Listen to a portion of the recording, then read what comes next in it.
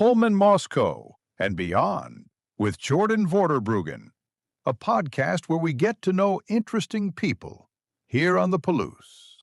Welcome to the Pullman, Moscow, and Beyond podcast. My hope is to spotlight some of the most interesting people here on the Palouse, as well as some folks I've gotten to know from beyond our area. In this episode, we sit down with Megan Viney, the recreation manager for the city of Pullman, to talk about her journey from WSU alumni to long-term local resident and all things Pullman recreation. What brought you to Pullman? I came to Pullman 30-some years ago, 1994, to attend WSU. I followed in my brother's footsteps to be the farthest away from my parents that I could be and still stay in the state of Washington. Okay. So came to Pullman to attend WSU and essentially never left. Okay. So where did you grow up then?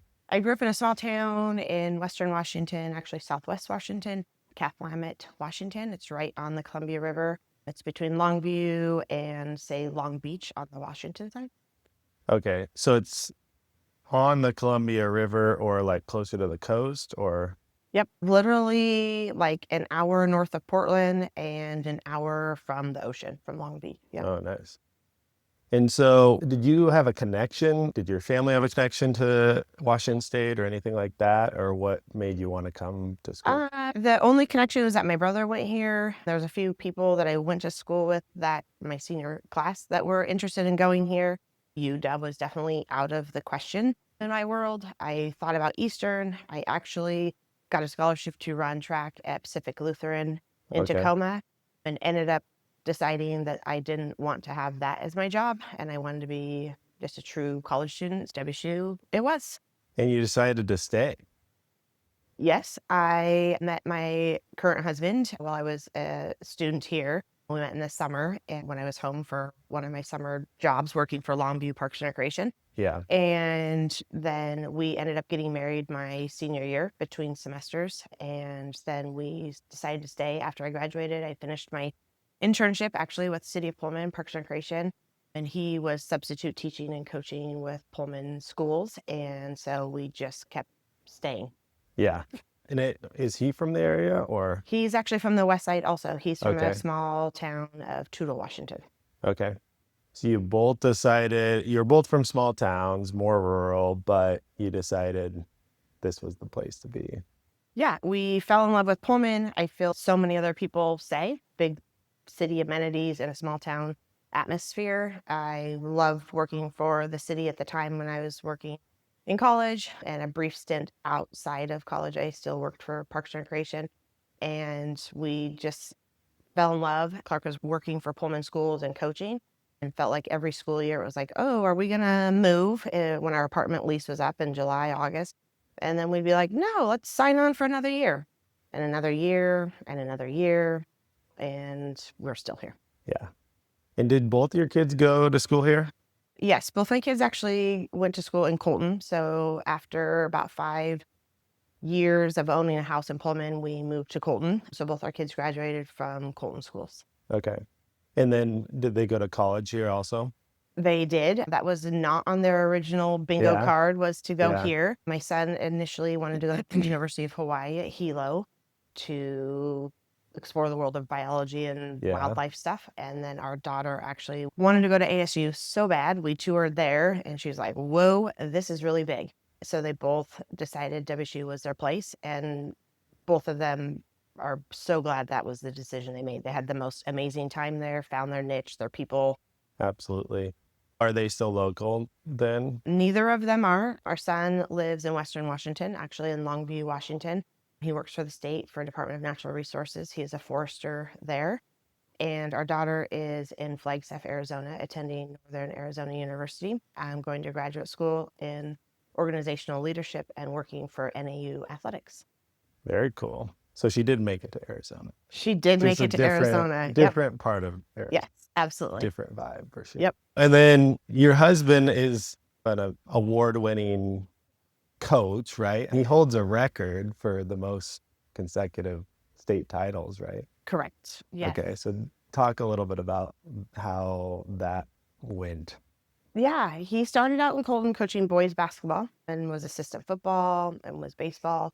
And then after a couple of years, I can't even remember how many years of coaching boys, the girls' job came open and he switched to that. And when he did switch, all the girls that he coached in high school were all in youth basketball. Saturday morning youth basketball program is Yeah. really big in Whitman County, small towns, starting at the age of second grade. And so he really loved that. It was small, the ability to work with all the parents who are coaching and start working with the boys and girls at a really young age. Started with girls, and his first season, they made it to playoffs to district, and they hadn't made it in a few years. And that really just steamrolled the system and got everybody bought in to winning. The next year, they placed third at state. The next year, they placed second, losing to Garfield Palouse in state title. Then the next year, they won it all and won 10 consecutive titles. That's crazy. Not to take away from his coaching ability, but do you think it was just like a lucky group of girls in a way that you had some really athletically forward girls in a row, or what caused that streak? I think it's a perfect combination. They started winning. They had parents that bought into helping coach. They started running the same offenses and defenses and philosophies and schemes in third grade. So by the time they were in junior high and high school, they're running the same offense. They're familiar with that.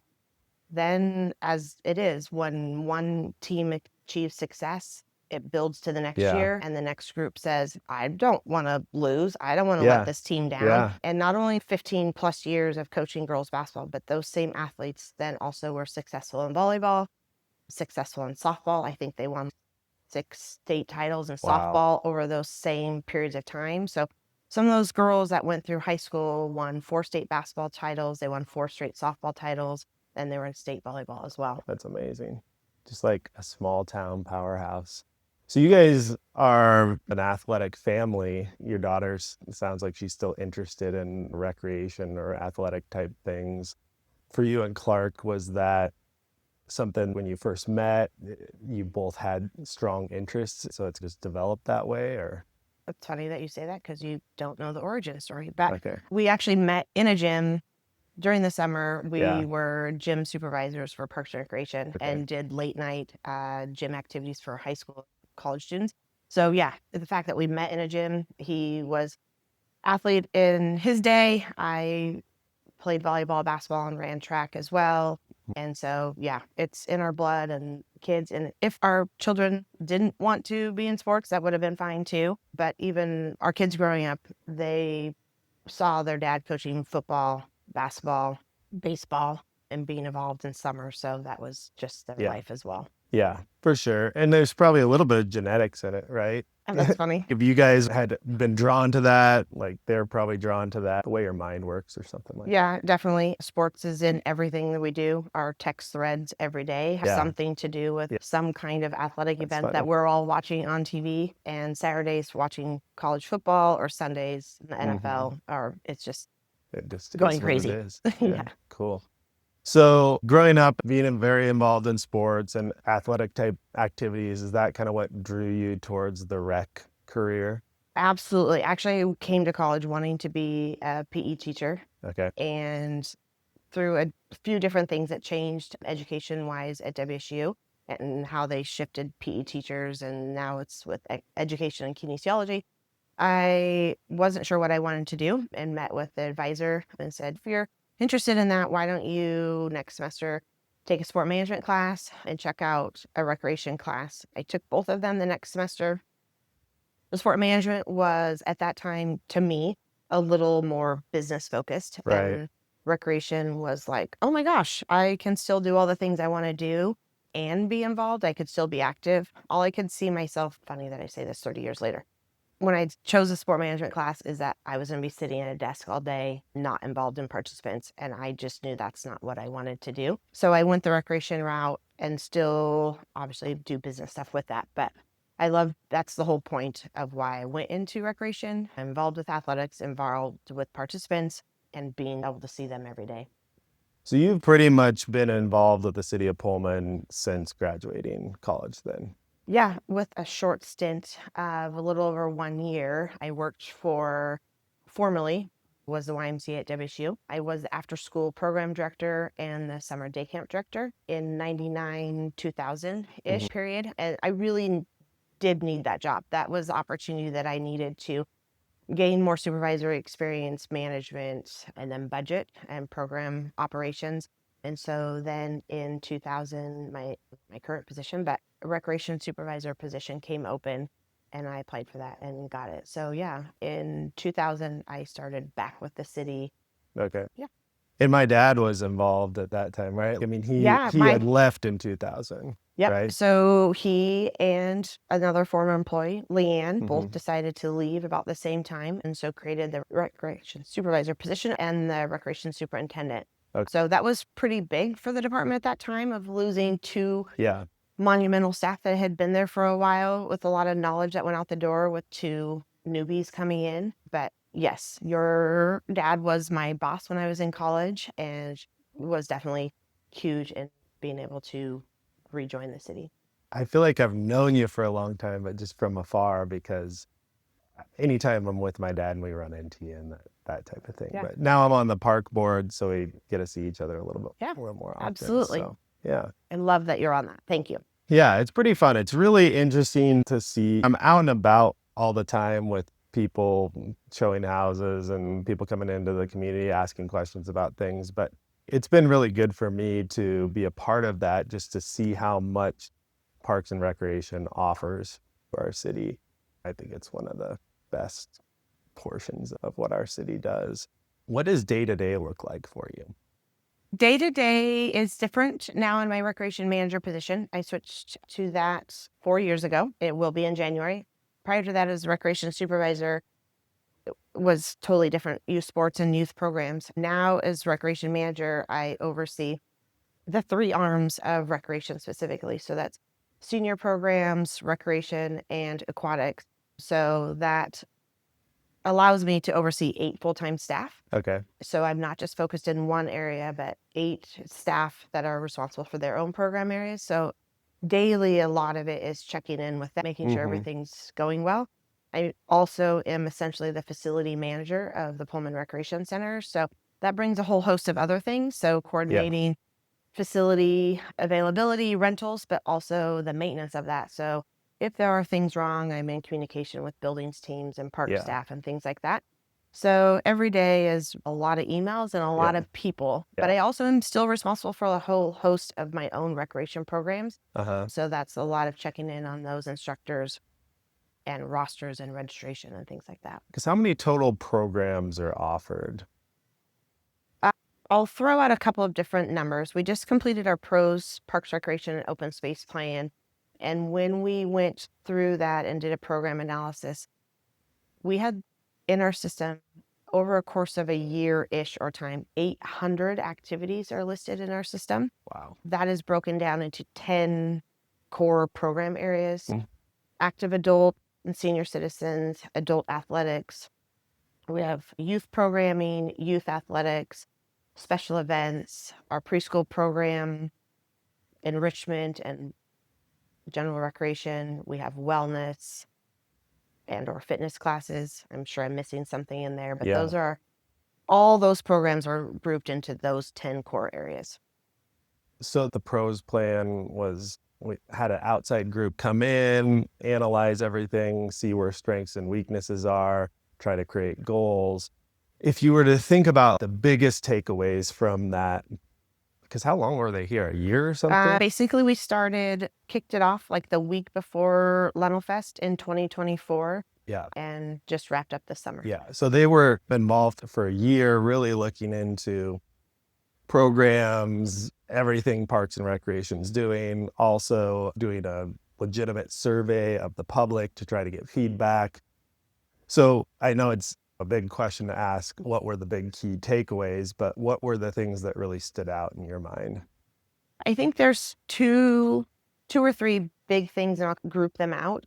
On the recreation side, really heavy focus on program analysis. And that's something we really needed. We needed an outside group to look at us and assess all of our programs. What is the life cycle of the program? Is it on the rise and is it popular, or is it diminishing and it needs to go away? We also looked at funding and trends. Are we providing programs that are what people actually want? That obviously gives you a pretty simple answer. If it's not what you want, there's going to be 0 registrations, Right. which also helps with the life cycle. So a lot of that focus, which will really help us going forward, decide what programs need to move forward. Also with that, is it an essential service and it's something that we need to cover as like a subsidy, that our community needs it and it should be at a low cost? Are things value added? They add value to our community. Those are usually not subsidized and they're what people really want and choose. An immediate idea is like a senior overnight trip. It's not essential in their day, but it's something they want to do to add value. Or programs that are in the middle, which I say is like youth sports. They're value added and people want them, but they're also essential to our area and our community. It's what gets people involved. So that's the program side. I would say on the other side was really facility and maintenance. Recreation and parks work hand in hand together. We can't provide youth sports and activities outside if we don't have parks and facilities to be able to offer those. So it really gave us an idea of what needs maintenance, what do we need to do, and how are we going to get there for funding, and what are some things that have been happening, deferred maintenance, that we need to move forward on to make them valuable for our community. It was an intense amount of information, I felt like. And I know you guys spent a ton of time. I'm sure it's a relief to probably just be done with that. It is a relief to be done. And now really the hard work comes from that. It's a lot of meetings and focus meetings with our staff of how we're going to move forward, how we're going to meet those goals, where do we want to go? And then also really identifying the funding to move forward. What does that look like and how can we turf our city playfields to reduce the wear and tear and maintenance? We're going to spend money up front to turf them, but that will reduce staff time and maintenance in the future. Another item that was really indicated out of that was the city of Pullman in general needs more field space. That's not a surprise to anybody. We don't have a whole lot of flat land around here. And we also, it was identified that we don't have any fields that we own that are true rectangles. All of our sports are played on outfields of baseball fields and softball fields. And that's like football and soccer and things like that. So we really want to be able to identify land where we can put rectangle fields. We can expand our programming. There's lacrosse groups in town that we really struggle being able to accommodate them. How can we make some fields that will accommodate all the users in the community? There's obviously rectangle fields in the city, but nothing that the city owns or can just totally freely use and Correct. schedule. They have to work with WSU or work with the schools if they want to use that. Yeah. I thought it was really cool, and that's probably going to happen every 5 years. Is that right? Yep. That they do that. Yeah, we were doing it in-house every 5 years. The document they provided to us is actually good for 10 years, but we will still need to review it and do updates every 5 years, which will go with city's comprehensive plan as well and our goals and priorities. Yeah. It sounds like it's a good investment, and it also gives you opportunity for grants. Absolutely. We need to have a 5-year plan to be eligible for state grants. And so being able to do that shows the state that we are staying in tune with what our community needs, our wants, and be able to do that. And actually from that, we've already applied for a few recent grants. That's awesome. That will be good. Yeah. It's nice to get the community feedback to see maybe there's some thinking of you have an idea of what the community wants, but it helps to support that. Were there any surprises on the survey that people wanted this and didn't want this or something like that? Of course, pickleball is at the top of the list. There's a huge contingency of players and that's still continuing to grow.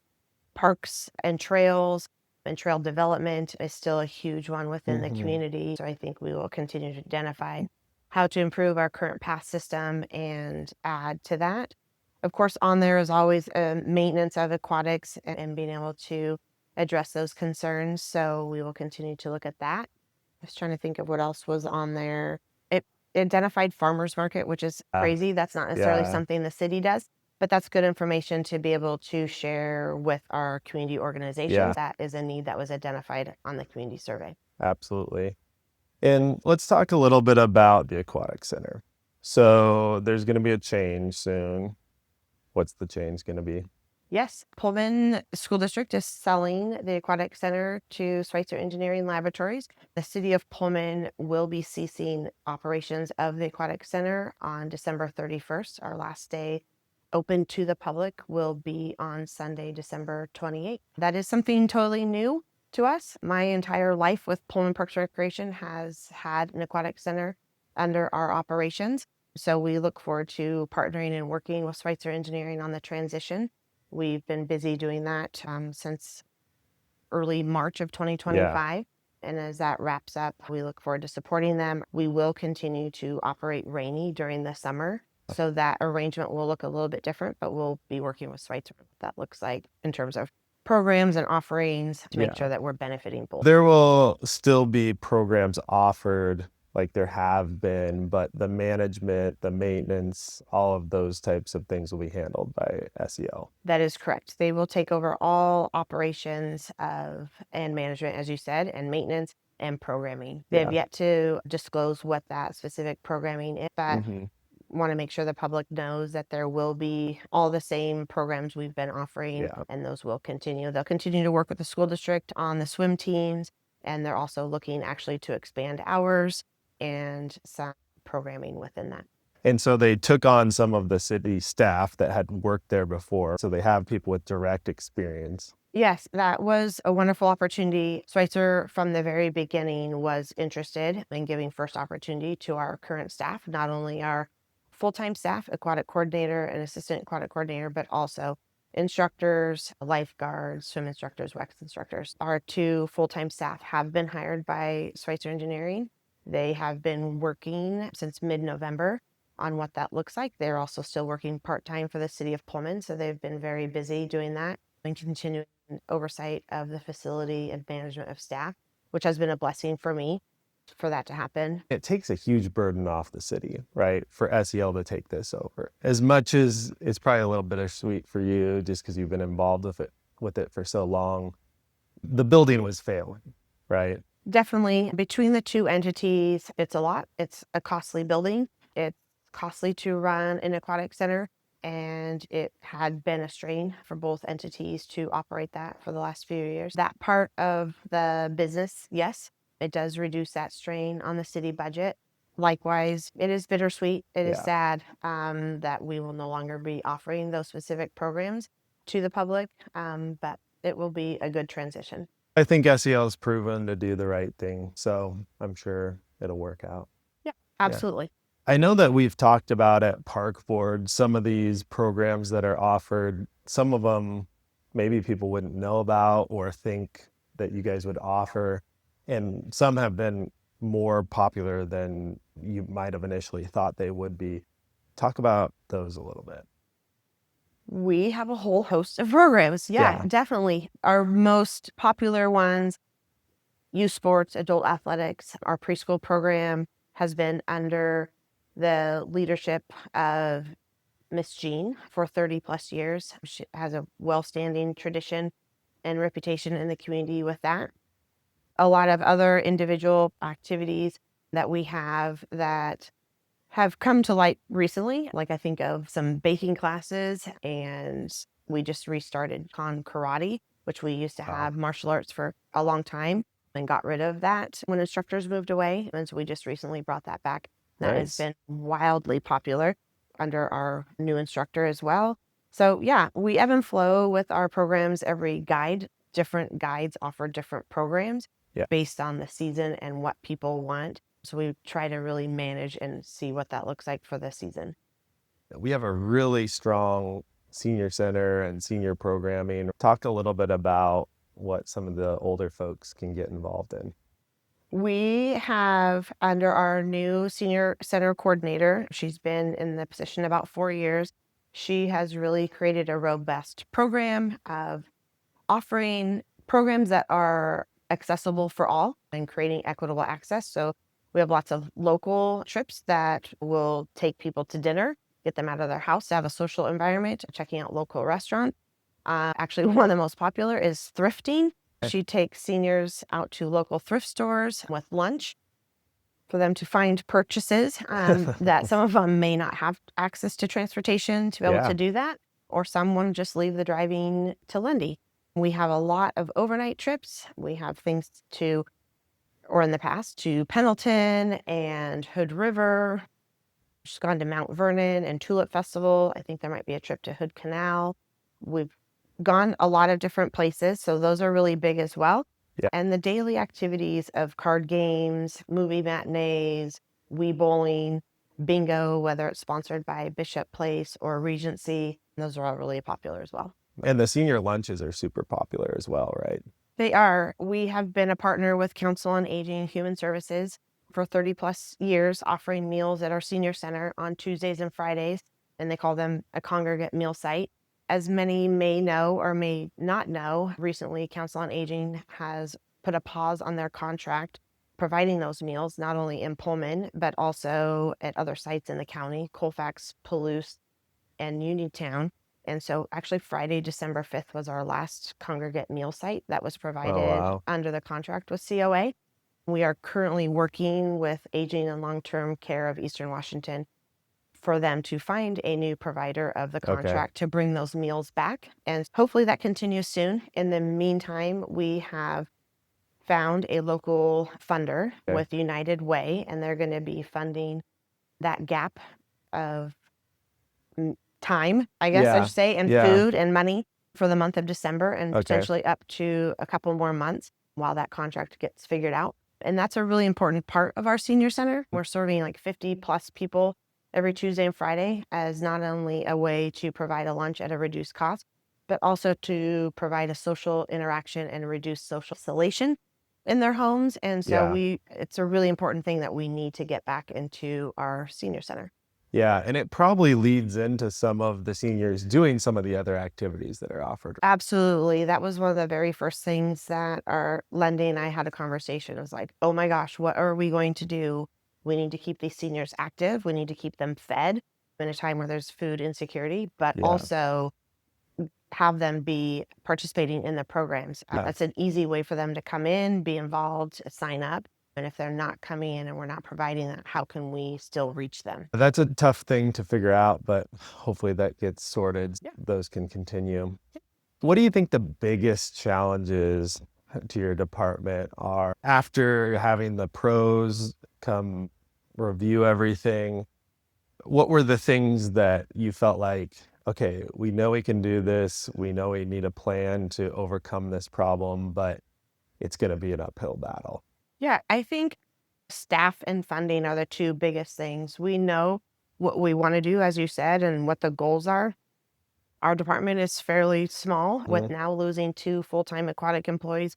We are now a department of 6 that produces essentially 64 pages of amazingness for the community.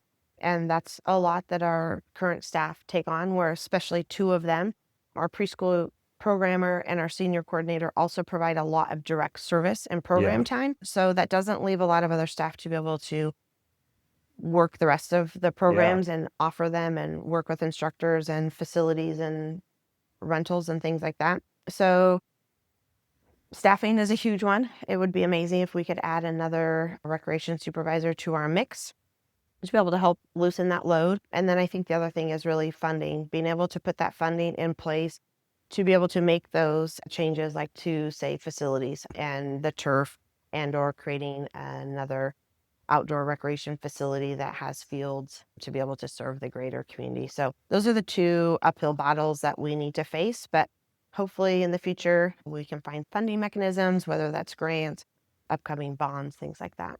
Yeah. And are grants huge? Is that really where you're looking to get some of the funding for those big projects? Grants are definitely big. There's a couple different organizations within the state that provide funding. A lot of those do come with a match of some sort. So that also will just be something that we'll have to look at. And if that money's coming from our capital improvement program, or we do need to do some fundraising, that piece will definitely have to be a part of that match. So I think some people are just a little bit clueless as far as these programs that are offered, right? Maybe someone comes to town, they're new. Maybe someone hasn't had kids, so they haven't been involved in youth sports and that type of thing. And then they realize how much more is offered for adults and that type of thing. How can people find out about the activities that are offered? Yeah, a few different ways. Obviously, our website, PullmanParksandRec.com. We have our online guide there that they can check out and scroll through the enrichment section, wellness, adult section, and then senior and active adults. I also encourage people to come see us at the Pullman Recreation Center, 190 Southeast Crestview Street, Building B, and just come into our building and check it out. Something new, we've been there almost 5 years, that was different than our previous location is that we have a full-size gym there in our facility, as well as a walking track.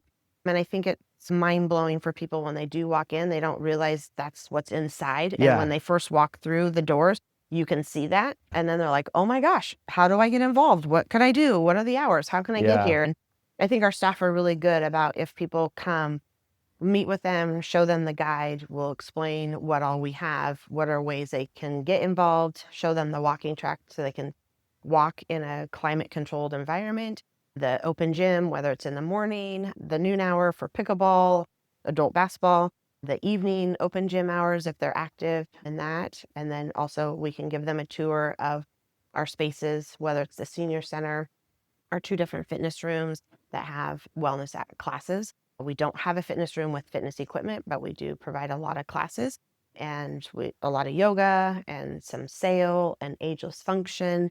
And we also work with a few other local contractors that provide classes that are in our recreation center too. So we help them out as well.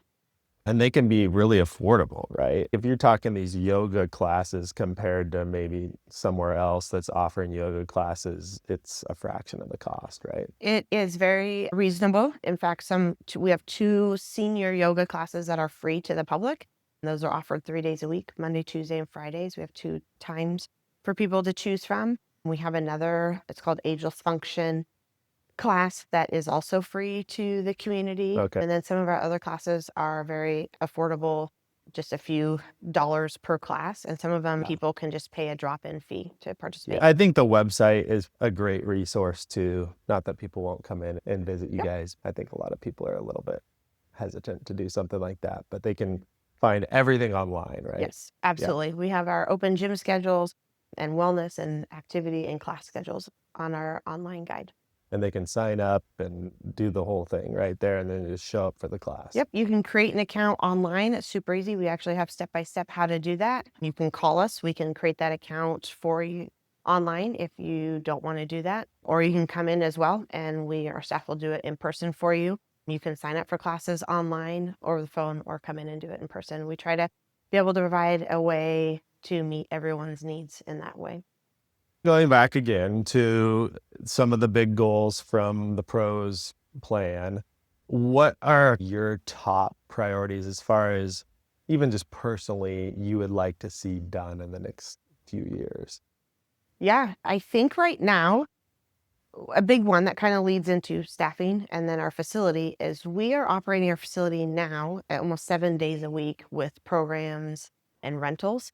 And I think what I'd like to get to is actually having our facility open 7 days a week. That's open to the public. Right now, we don't have open hours on Saturday or Sunday. It's only for those programs or those rentals that we have. Would like to be open Saturdays and Sundays for the open gyms, the walking track, add some fitness classes that are on Saturdays and Sundays that don't meet traditional Monday through Friday schedules for people, as well as we're really busy with rentals in our space. And so really making that an opportunity for the community that, hey, we do have space for you to meet your needs, be able to enhance that as well.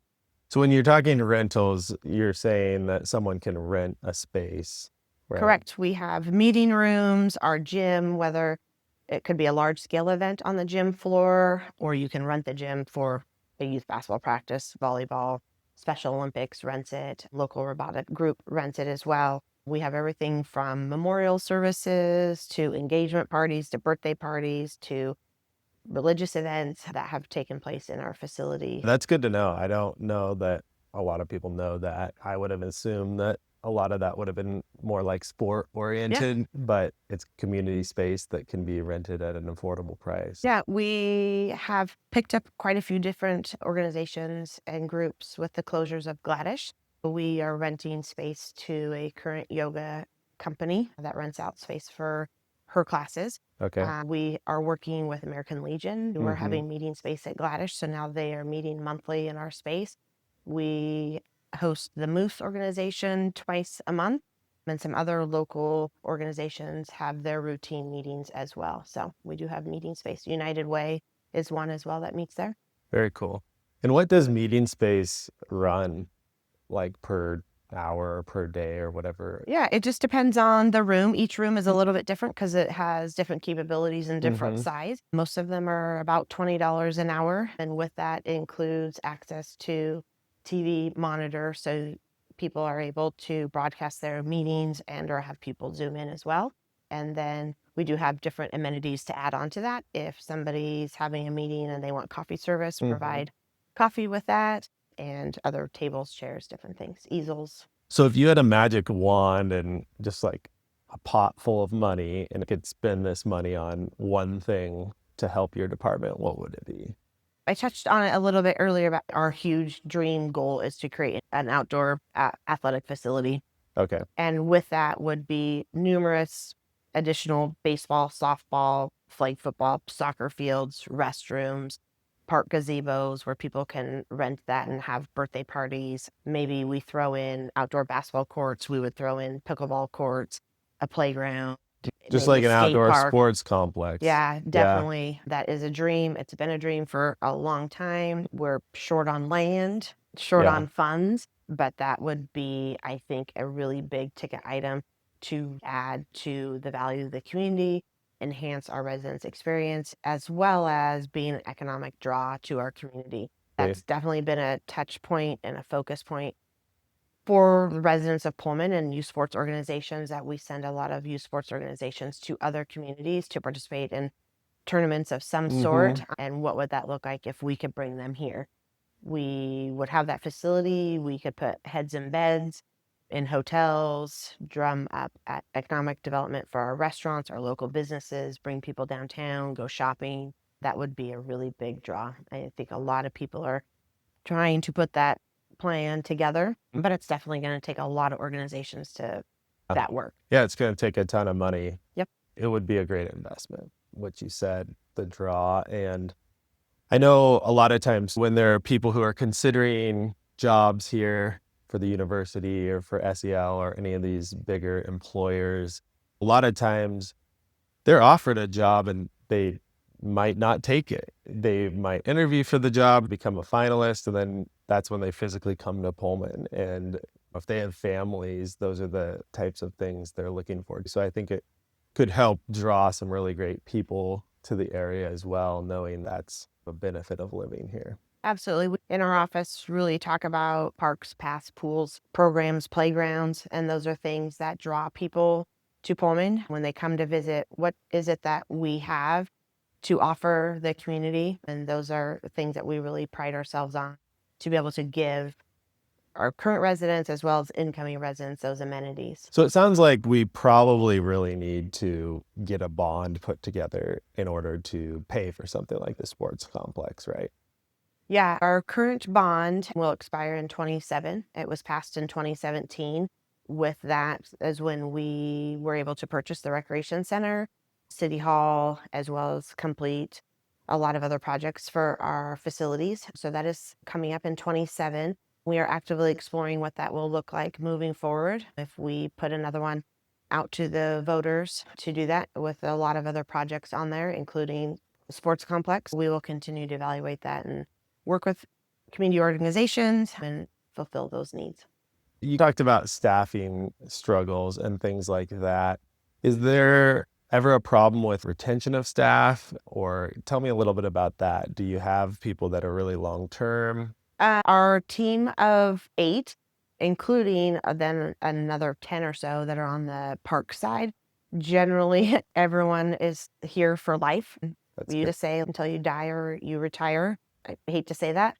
About 4 years ago, we had a huge changeover in staff. We actually had 3 people retire from our department. Wow. So that created a shifting in moving our then recreation manager to the park side, myself moving from rec supervisor to rec manager, a new rec supervisor, and also a new senior coordinator, myself and Parks and Facilities Director Kurt Damon and Jean Druffel, our preschool programmer, are the longest standing people in our department right now, with 25 to 30 years. Generally, most people, when they come to our department, stay. It is definitely under the part-time realm that we do have a lot of transition. We live in a transient community. Yeah. We work with a lot of students between the ages of 15 and 25 that are here potentially for a short period of time, as well as like high school students. So those can be transient and change over. And that really just depends on every season and their school schedules and work schedules and how that adjusts. So I feel like our department is used to that, and it's just completely cyclical, or we're just hiring all the time. It's nonstop. We always have Yeah. openings to be able to backfill and navigate those situations when we are short staffed. But really also, we have a current part-time employee that just started this fall, who Okay. also is a substitute teacher with Pullman School. And he was just sharing a story the other day of that his two roles with the school district and us are now overlapping. So he's seeing our program participants in the schools, or likewise, the schools they're coming in the rec center. And he just said that just makes his job at the city so much better because he's really integrated into the community now. And I think that really ends up happening a lot with our staff. Once they get involved in the community, they want to stay. That's awesome. One thing I thought that was really cool when I joined Park Board and have kind of learned a little bit about is the opportunities for low-income families and youth sports and things like that. So talk a little bit about that. Yeah, we have a scholarship opportunity. It's called Care to Share. We actually not only serve youth between the ages of 0 and 17, but we also have a fund for seniors as well. It's an opportunity for families to get assistance to be able to participate in youth sports, babysitting. It can be preschool, it can be summer day camps, it can be any activity.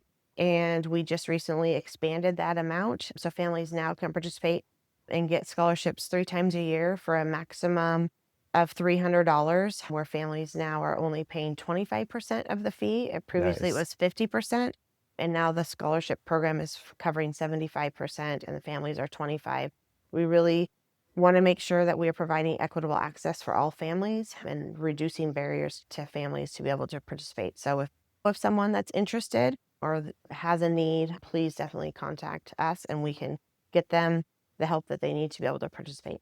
And really easy. You guys aren't trying to like interview them and make this a burden to get the help. It's like if you can reach out and say, "Hey, I need help," you guys are going to figure out how to make it happen, right? Yeah, absolutely. A lot of the, say, documentation or things that we need to show your assistance that's needed, those families are already providing. We just are asking that you check the box that you get it and we'll help you out. So outside of probably one of the busiest jobs in the area, what do you do for fun? When I am not working, I love to be outside. I love to garden. I used to run. I run a lot of marathons. I don't run anymore, but I walk. I have taken up spin classes, so I go to spin twice a week, super early in the morning. My family has a boat, so we do lots of boating in the summer on the Snake River. And we recently bought a trailer, so we do lots of camping as well. Nice. For my entire life, raised my kids in tents, and they're like, seriously? Yeah. Now that we're grown up and out of the house, you bought a trailer for yourself? I'm like, Yeah. yeah, you can stay in it too. Yeah. So we love Great. to camp. Almost every weekend in the summer, we are definitely not home. We are out doing something. Yeah. And so that probably led into a little bit of your son getting into forestry stuff, right? Yeah, loves to be outside. He is a fisherman at heart. So anytime we're out on the river camping, he's always fishing as well. He worked for a farmer in high school and college. And so outdoors is in his wheelhouse.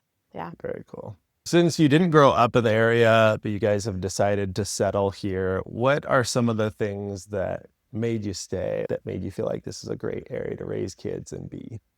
A couple of things. I think both Clark and I found families in our work environments. So City of Pullman and his being a teacher in his school has been amazing. We don't have family here, so our friends at work and close social circle really made family be. And then this sounds so cliche, but being able to, whether you're at the grocery store, I'm at work in a program or somewhere else, WSU football game or at Zeppo's or somewhere out eating, being able to see friends and family, or you're recognized from the work you do, Yeah. really does create a family environment away from the family. And so I used to say, I still do say it, that The day that I move from this area and drive a U-Haul out of town, that I Yeah. would need to take something to Yeah. calm my nerves, because Yeah. it definitely would be a sad day to move. It is my life. I've lived here longer Yeah. than I grew up with my Yeah. family. And it's weird for me to say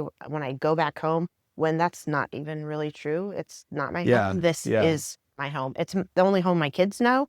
And so that's weird for them as well when I say, oh, where my parents live, and they're like, wait, this is our home. This is Yeah. it. So I think that there are other people in your same boat. We don't get a ton of alumni, I would say, that stay because so many of them come from somewhere else. It is hard to think about relocating, especially if families on the other side of the state or something.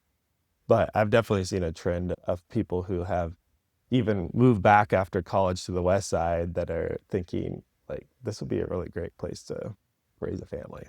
absolutely. I think the opportunity that the city itself provides, as well as having a university town, the amenities that WSU provides our residents as well, is a really great draw for families.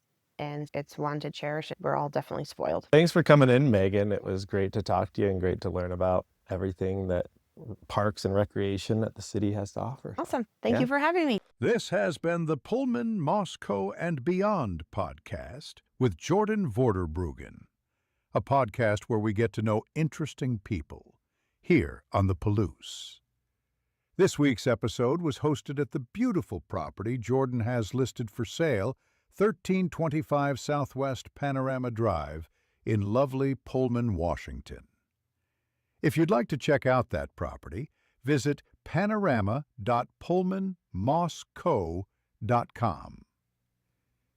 You can find new episodes of the Pullman, Moscow, and Beyond with Jordan Vorderbruggen podcast at pullmanmoscow.com/podcast or wherever podcasts are found.